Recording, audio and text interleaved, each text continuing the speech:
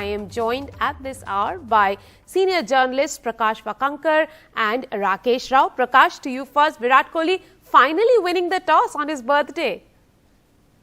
Yes. Well, like I keep saying, Rika, I don't think he won the toss today. Coatsal lost the toss because, as we've seen, he's been tossing the coin. That apart, I think it's a welcome break. Dubai hasn't been kind to the Indian cricket team in terms of results. And I think the changes that they've made in leaving Shardul out and bringing back Varun, I think with a relatively less experienced side, I think having three spinners and giving both Varun Chakravarti and Ashwin a chance to have a crack at them is a sensible move.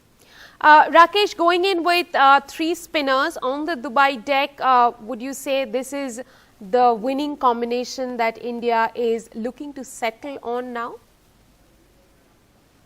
Rika, I've been talking about this thing for a long time, that Indians should test the opposition with at least 12 overs of spin, because you have quality spinners in your side. And what is the point of keeping them in the side if you are not going to make them play in these big events or in big, like matches, big occasions on these kind of wickets? So I'm quite okay with this, because a team like Scotland is not likely to go very hard at your spinners. This is a good idea because we have also won the toss. That means we have to do to Scotland what Australia did to Bangladesh. Right. Well, Prakash, coming back to you, India will perhaps also have their eye on the net run rate. New Zealand, after their win against Namibia, they have gone up to 1.277. That's something that will be on India's mind when they go out today? I suppose for those sitting in the dressing room or in the dugout, yes, probably. I don't think once you get onto the park, you worry too much about these things. You want to, now that you're bowling, you want the Indians to start thinking about how quickly they can get Scotland out for as less number of runs as possible, and then go out and score them as quickly as you can. But while we are talking about all this, let's not forget how close Scotland ran New Zealand in their game against New Zealand. It wasn't a cakewalk by any stretch of the imagination. A little bit of luck and one good death over could have turned the tables and made Scotland India's biggest friends in the world. Rakesh, that really brings to the question, what should India guard against tonight? Complacency, number one. Obviously, you need to just finish the job ASAP, because let's not forget that against the same attack, Scotland made in excess of 150, where we made only in excess of 100. So we must not forget, we must not underestimate this team. That's why I'm saying complacency should be just thrown out of the window, even the thought of saying that, okay, we can do this. Because this is what I saw against Afghanistan. First 15 overs, we looked so good. Last 5 overs, we conceded, I think, 56 runs. Even after getting the top 5 out of the, out of the game, we conceded so many runs. So and like that was the match where we are looking only at improving our net run rate once we had Afghanistan on the mat. We didn't do that. So I think we still need a lot of work to do.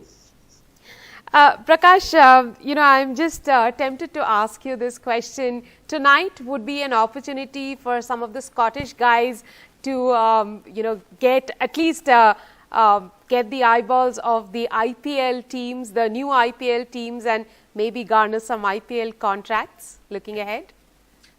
Yes, I suppose from an individual perspective, it's always going to be a point to prove you do something good. And we've seen how skyrocketing careers are in this modern day. Rakesh will agree with me that people who are hardly known today are millionaires.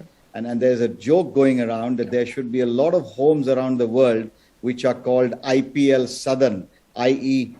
thanks to the IPL. And there's nobody grudges anybody that. So I think they will look at it. But I suspect as long as they're wearing the Scottish jersey, it's Scotland first, the individual second. They are a great spirited side. I was tempted to ask this question because I still remember the auction of Ryan Tendoshkata after the innings he played in the World Cup, how KKR just went for him and picked him up. Rakesh, before this World Cup began, when the draw was made, no one thought that an India-Scotland fixture would suddenly become so interesting. After 3 matches, 2 losses, we are all now looking at Scotland and Namibia to do us favours. Not just that, we are also looking at the fact that, things which are uncontrollable, like toss. Toss, I mean, we are thinking of winning the tosses now. I mean, nobody thought of it that to beat New Zealand, to beat teams like Scotland or even, Afghanistan, you had to look at tosses. But here we are, because we are so desperate. And the irony here is we are looking to beat these teams by huge margins. At the same time, we expect the same teams to come, to beat New Zealand. Whether it was Afghanistan, whether it's Namibia tomorrow, we are still going to do the same. I mean, we are just thinking that these teams give us easy victories, help us improve our net run rate, but beat New Zealand. Now, that is so ironical. Prakash, yesterday Ravi Ashwin gave a cheeky soundbite saying perhaps India could help the Afghans with some physiotherapists as well. But it's not just India looking at Afghanistan to beat New Zealand now, but perhaps they'll have to watch out for Afghanistan's run rate as well.